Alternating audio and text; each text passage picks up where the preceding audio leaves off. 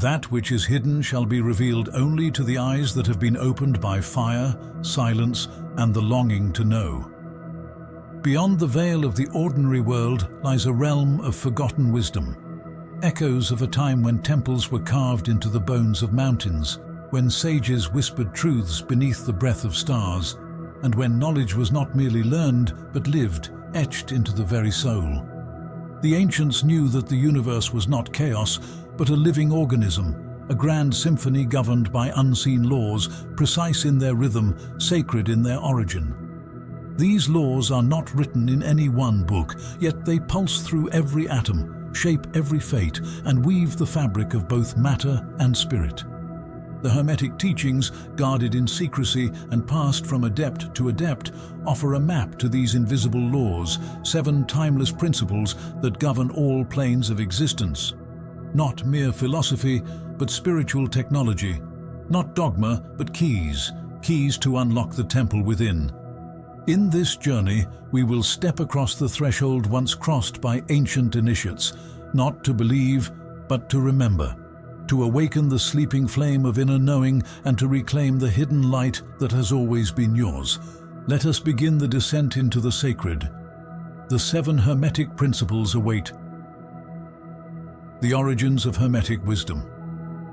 Before the sands of Egypt swallowed the temples, before the scrolls turned to dust beneath the passage of centuries, there was Hermes Trismegistus, the thrice great sage, the legendary teacher who bore the wisdom of the stars and the language of the soul.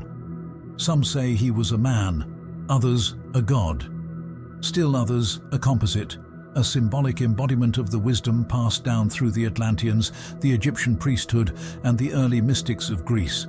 Hermes was known to the Greeks as a fusion of their own messenger god, Hermes, and the Egyptian deity Thoth, the divine scribe of cosmic law and sacred order.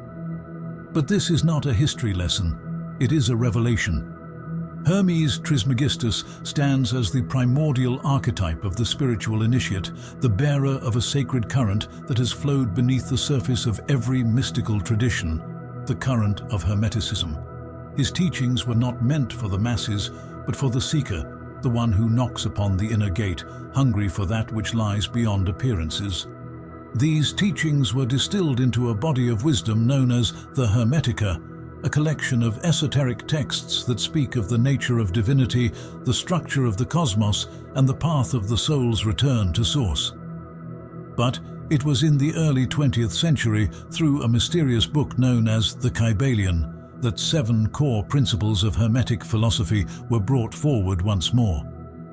Penned anonymously under the name The 3 Initiates, the Kybalion serves as a modern vessel for ancient light. It does not impose belief, but invites contemplation. It does not ask for worship, but for understanding. For in these 7 laws lies the blueprint of all creation, a framework through which the initiate may learn not only the mechanics of reality, but the means by which to master it. These principles are not abstract theories, they are living forces. Invisible, yes, but unmistakably real. They govern the rise and fall of civilizations, the tides of emotion, the birth of stars, and the evolution of consciousness itself. To study the 7 Hermetic Principles is to enter into sacred dialogue with the fabric of the universe. It is to lift the veil and gaze into the hidden machinery of existence, not as a passive observer, but as a conscious participant in the great alchemical dance of creation. And so we begin, not with superstition, but with sacred science, not with dogma, but with divine insight. Let us now open the first gate, the principle of mentalism. The first principle, mentalism, the all is mind. The all is mind. The universe is mental. The Kybalion. What if everything you see, touch, feel and know is but a projection, a manifestation of something deeper, something unseen? This is the essence of the first Hermetic principle, mentalism. It teaches that behind every form, every sound, every law of physics or pulse of emotion, there is only one ultimate force, mind. But not mind in the limited human sense. The principle speaks of the universal mind, the infinite intelligence, the primal field of consciousness from which all creation emerges. The All, as the Hermetic teachings call it, is not a personified deity, but the source of all being, the boundless, eternal awareness within which galaxies swirl and souls awaken. Just as a dream arises within the mind of a sleeper, so too does this universe arise within the infinite mind.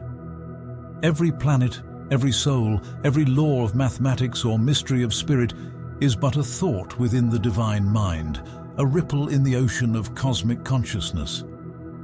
To grasp this is to shift the very foundation of how we perceive reality. It means the physical world is not the root, but the branch. Thought is the root. Spirit precedes matter. The mind shapes form, not the other way around. And what does this mean for you, the seeker of hidden truth?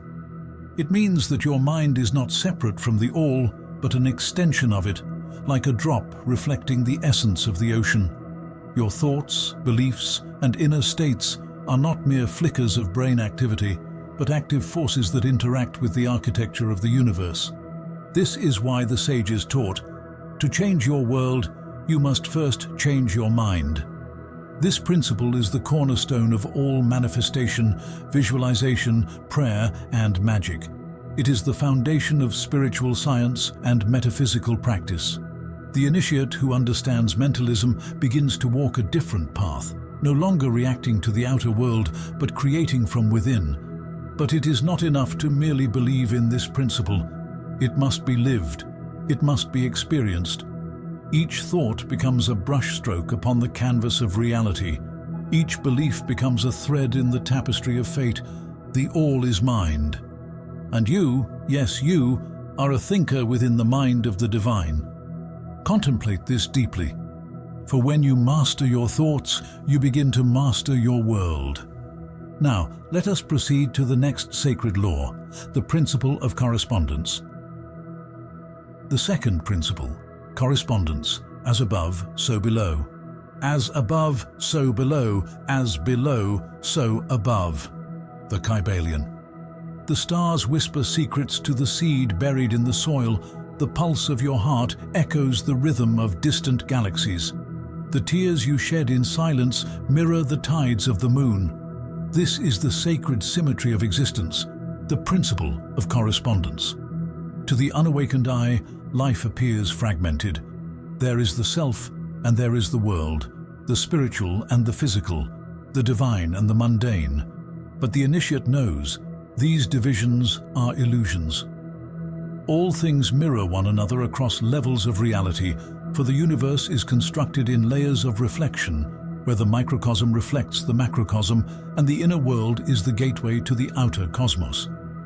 As above, so below is not merely poetic, it is a key, a master code that reveals the holographic nature of reality. Your body is a temple, a miniature cosmos. Your breath, a wind that mimics the great celestial currents. Your soul, a spark of the same light that gave birth to suns. The Hermetic sages taught that by studying the patterns of one realm, we may understand another. The planets and stars, the organs and cells, the thoughts and emotions, all are bound by the same spiritual architecture. Astrology is born from this understanding. Sacred geometry reflects it. The mystics, alchemists and philosophers of old mapped the heavens not to escape Earth, but to understand themselves. For to know the stars was to know the soul. But this principle also carries a deeper invitation. If the outer world reflects the inner, then your inner transformation reshapes your external experience. To heal your spirit is to shift your reality. To master your thoughts is to bring harmony to your environment. The inner temple must be purified before the outer world can reflect the light of truth. Likewise, if the higher realms mirror the lower, then every earthly act becomes a ritual echo of divine order. Lighting a candle becomes an invocation of the sun. Speaking a word becomes an act of cosmic vibration. Nothing is insignificant in a world woven with correspondence. And so, the true initiate learns to read the signs in all things. The dreams, the symbols, the synchronicities, all are messages from higher planes, reflections from the unseen. When you walk through life with the principle of correspondence etched into your awareness, you begin to see the sacred in the ordinary, the divine in the mundane. You realize that you are not separate from the cosmos, you are the cosmos written in miniature. Let us now continue our ascent and unveil the next hermetic key, the principle of vibration. The third principle, vibration. Nothing rests, everything moves. Nothing rests, everything moves, everything vibrates. The Kybalion. The universe is not still. It is alive, breathing, humming, pulsing with a silent rhythm beneath all form. This is the essence of the third hermetic principle. Vibration. From the slow oscillation of stones to the high-frequency thought forms of spiritual planes, everything vibrates. There is no true stillness, only the illusion of solidity, born from movements too fast or too subtle for the untrained senses to perceive. The ancient initiates understood this not as poetic metaphor, but as spiritual physics. All matter, energy, emotion, sound, and thought, each is a manifestation of vibratory motion. Science, thousands of years later, would echo this truth. At the subatomic level, all that appears solid is a dance of particles, constantly in motion. But the Hermetic teachings reached deeper still. They declared that vibration is not just a property of matter, it is the fundamental language of spirit. Your emotions are vibrations, your thoughts are vibrations. The tone of your voice, the quality of your presence, the aura you emanate, all are waves sent into the sea of creation, shaping reality even when no word is spoken. And as you vibrate, so you attract. This is the mystical root behind the law of attraction and the power of spiritual resonance. The adept who understands vibration begins to see beyond appearances. They begin to sense the subtle frequencies of people, places, and objects. They learn that to shift their reality, they must first shift their vibration. This is not wishful thinking, it is energetic mastery. When you raise your vibration, you alter your state of being. You lift yourself from the lower densities of fear, chaos, and confusion into the higher realms of peace, clarity, and divine will. Your perception expands, your influence deepens. You become like a tuning fork for harmony, attuning your soul to the music of the cosmos. Rituals, chants, mantras, incense, sacred geometry. These are not mere decorations of spirituality, but vibratory tools, each designed to shape frequency, to refine energy, to bring the initiate into resonance with higher planes. Even the act of silence itself becomes a vibration, a still pulse that connects one to the source beyond sound. And yet, the principle of vibration also brings a responsibility. For if all things vibrate, then every thought you carry, every feeling you feed, every word you speak ripples outward, impacting not only your life, but the world around you. So the question arises, what are you vibrating into the universe? What tone is your soul singing? For the one who masters vibration masters the invisible thread that binds all things. Now, let us move deeper into this hidden science. Let us unveil the dual nature of reality itself, the secret of polarity. The fourth principle, polarity. Everything is dual. Everything is dual, everything has poles, everything has its pair of opposites. Opposites are identical in nature, but different in degree. The Kybalion, light and shadow, fire and ice, joy and sorrow, life and death. To the ordinary eye, the world appears divided, fragmented into opposites, forever at war with one another. But to the initiate, this is the veil of illusion. For the Hermetic principle of polarity reveals a deeper truth, that opposites are merely two extremes of the same essence, different degrees upon a single spectrum. What appears to be conflict is, in fact, correspondence. Love and hate are not enemies, but twin expressions of emotion. Heat and cold are not separate substances, but varying rates of vibration. Spirit and matter, life and death, good and evil, all are two sides of the same coin, destined to reconcile in the higher light of understanding. The ancient alchemists encoded this truth in their sacred art. The black and white, the sun and moon, the serpent and dove, all symbols of the eternal dance between polar forces. But they also left a secret. Where polarity exists, so too does the power of transmutation. This is the hidden gift of the principle of polarity. The adept learns not only to recognize the opposites, but to move along the spectrum, to shift from one pole to another through conscious will. This is not fantasy, it is inner alchemy, to turn fear into courage, pain into wisdom, anger into clarity, weakness into power. The art of spiritual transformation lies not in escaping polarity, but in mastering it. Consider the duality within yourself, the light you show and the shadow you hide, the divine impulse and the human instinct, the pull of chaos and the call of order. These forces are not enemies to destroy, but currents to navigate, energies to integrate. For without polarity, there would be no movement, no growth, no contrast through which consciousness could evolve. It is through tension that the soul is tempered, through contrast that awareness is born. And yet, the initiate does not remain caught in the swing of extremes.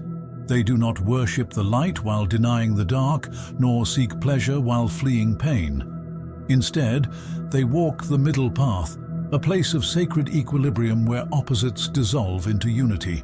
Polarity teaches you how to find balance, how to transmute, how to rise above the swing of emotion, thought, and circumstance.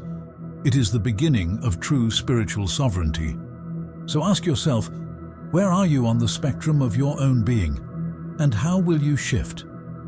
The pendulum continues to swing, but in the hands of the awakened, even the swing becomes a tool of ascension. And now we arrive at the very motion of that pendulum, the rhythm that governs all life. Let us enter the domain of the fifth principle, rhythm.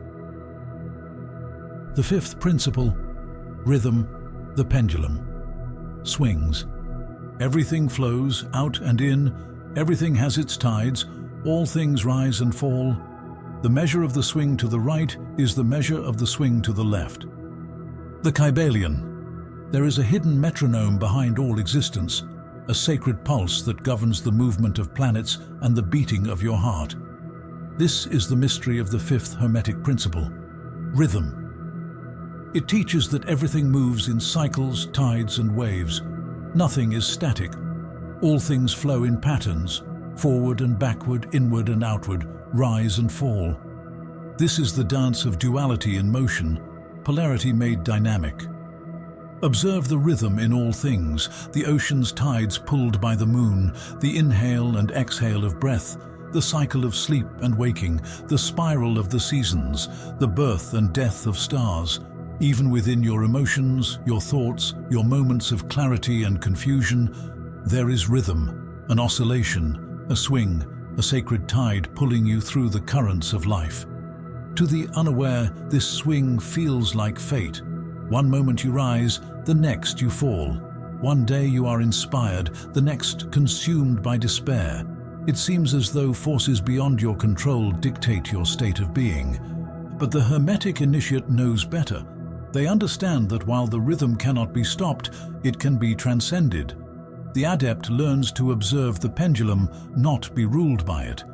They develop what the sages called the art of neutralization, a practice of internal stillness that allows one to hold the center even as the outer world sways from extreme to extreme. It is not about resisting the rhythm, but learning to rise above its unconscious influence. When the pendulum of emotion swings low, the adept remains unmoved, grounded in the inner temple. When circumstances shift or fortune fades, they do not collapse, for they know it is but the backward swing before the next rise. This is not apathy, it is mastery, the mastery of time, of mood, of mental and emotional equilibrium. It is the rhythm of spiritual evolution, of karmic cycles, of cosmic breath itself. And by attuning oneself to this rhythm, the initiate begins to move in harmony with the all. The principle of rhythm also offers deep spiritual reassurance that no night is eternal, no descent without a rise, no winter without its spring. Suffering, too, is a tide that must recede. Loss is not the end, but part of the arc that leads to renewal. Yet, One must not cling to the high moments, nor fear the low. The path is not to escape rhythm, but to become conscious within it, to flow without drowning, to ride the wave without being thrown. For when you stand at the still point in the center of the swing, you become a true master of self, a still flame amidst the storm of movement. Now, let us walk deeper into the sacred chain of reality and explore the force that binds all consequence, the principle of cause and effect. The sixth principle, cause and effect, nothing happens by chance. Every cause has its effect, every effect has its cause, everything happens according to law. The Kybalion. There is no chaos in the cosmos, only unseen law. There is no accident, only unseen consequence. Every moment, every movement, every manifestation arises from a root, a source, a cause. This is the essence of the sixth Hermetic principle, cause and effect. To the profane mind, life seems random, a cascade of coincidences, a series of lucky breaks or cruel misfortunes, but the initiate knows nothing happens without a cause, whether seen or unseen. Behind every visible effect is an invisible origin. Behind every occurrence, a deeper law is at work. This principle does not remove the mystery of life. It deepens it, for it challenges the seeker to look beyond appearances and seek the hidden levers of destiny, to trace the thread of events not merely through action, but through thought, energy, intention, and vibration. You are not a leaf blown by the wind. You are the wind, if you choose to be.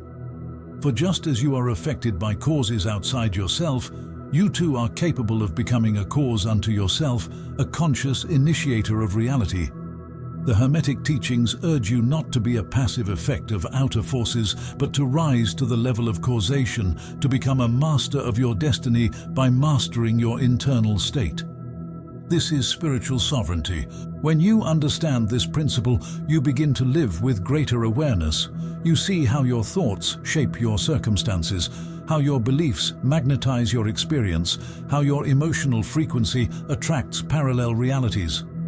You no longer attribute outcomes to chance. You recognize your role in the chain of events. Karma, too, is born from this principle, not as a system of divine punishment, but as a mirror of energy. What you emit returns to you, not as retribution, but as reflection. You are the sender and the receiver, the sculptor and the sculpture, the seed and the harvest. And yet, there is a higher nuance here. For while many events appear to be caused by others, by governments, by nature, by fate, there is always a deeper layer of participation. The Hermetic initiate asks, what within me resonates with this outer cause? What in my vibration, my consciousness, my shadow has called this to me? This principle calls for deep responsibility, but also immense empowerment. When you become the cause, you awaken your ability to rewrite your story. But the true initiate does not manipulate the law of cause and effect for selfish gain alone. They work in harmony with it, to cultivate inner peace, to spread light, to elevate consciousness. They become conscious creators in service to the divine rhythm rather than slaves to unconscious patterns. In this sacred understanding, you are no longer a prisoner of fate. You become a participant in the divine architecture of reality. And so, with this wisdom in your hands, we now approach the seventh and final key, the principle of gender, the creative dual force of the universe. The seventh principle, gender, the creative dual force. Gender is in everything. Everything has its masculine and feminine principles. Gender manifests on all planes. The Kybalion. In the final chamber of Hermetic wisdom, we arrive at a mystery both ancient and sacred, the principle of gender. But do not mistake this for mere biological difference or societal identity. The Hermetic principle of gender refers to something far more profound, a universal law that governs the very act of creation, vibration, and manifestation across all planes. Masculine and feminine are not opposites, but complementary polarities, two aspects of one divine force, eternally intertwined. They exist within every atom, every thought, every soul. The masculine is the directive, projecting, conscious force. It is will, logic, structure, action, the seed. The feminine is the receptive, intuitive, creative field.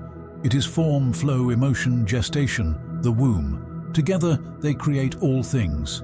Just as the sun radiates and the earth receives, just as the mind projects and the heart gestates, so too does the dance of gender move through the inner world of the soul. The masculine initiates, the feminine nourishes. The masculine speaks the word, and the feminine births it into form. Without the feminine, the masculine remains an unplanted seed. Without the masculine, the feminine remains an untapped field. The initiate understands that true power lies in the union of these forces within oneself. You are not merely a man or a woman. You are a temple containing both the divine masculine and the sacred feminine. To awaken your potential, you must balance both. To ascend in consciousness, you must become an alchemist of inner polarity. Too much masculine energy leads to rigidity, domination, imbalance of force. Too much feminine energy leads to stagnation, chaos, imbalance of form. But when the two are harmonized, the soul becomes a conduit of pure creation, a microcosmic echo of the great divine dance. This principle is the foundation of all sacred traditions, seen in the yin and yang of Taoism, the Shiva and Shakti of Tantra, the Father and Holy Spirit in Christian mysticism, the active and passive principles of alchemy. Every magical act, every mystical ritual, every creative impulse is rooted in this dual force. Even on the mental plane, this law operates. The conscious mind acts as the masculine projector, while the subconscious mind is the feminine receiver. When an intention is impressed upon the subconscious with clarity and belief, creation occurs. Just as seed meets soil, thought becomes form. This is not mere theory, it is the secret of manifestation. The principle behind every spiritual practice, every prayer, every act of inner creation. The balance of gender within is the balance of all things. When you master this final key, you stand at the center of the cosmic wheel. You become not merely a student of the universe, but a conscious co-creator of it. And now, with all 7 principles revealed, we step into the final chamber of reflection, the space where wisdom becomes embodiment. Let us now close the circle with Section 10, Final Reflections, Walking the Path of the Adept. Walking the Path of the Adept. The ancient doors have opened. The 7 keys have been laid before you, not as commandments carved in stone, but as living principles, eternal forces pulsing beneath all creation, waiting to be recognized, remembered, and embodied. You now stand where the initiates of old once stood, at the threshold between ignorance and illumination. But the journey does not end here. In truth, it has only just begun. For Hermetic wisdom is not merely to be known, it is to be lived. The laws you have heard are not distant philosophies, but the very architecture of your reality, the blueprint of your being. You are not separate from them. You are their vessel, their instrument, their expression in form. To walk the path of the adept is not to escape the world, but to see it clearly, to navigate its rhythms, to transmute its polarities, to rise above unconscious cycles, and to become a conscious cause in your own sacred unfolding. It is to recognize that you are the temple, and every thought, every breath, every intention is a ritual within it. So let the principle of mentalism remind you that your reality is born of thought. Let the principle of correspondence teach you to see the divine in every reflection. Let the principle of vibration guide you to tune your soul like a sacred instrument. Let the principle of polarity empower you to transmute darkness into light. Let the principle of rhythm help you flow, not falter, in life's tides. Let the principle of cause and effect awaken your creative responsibility. Let the principle of gender bring union within, so your soul may birth true power.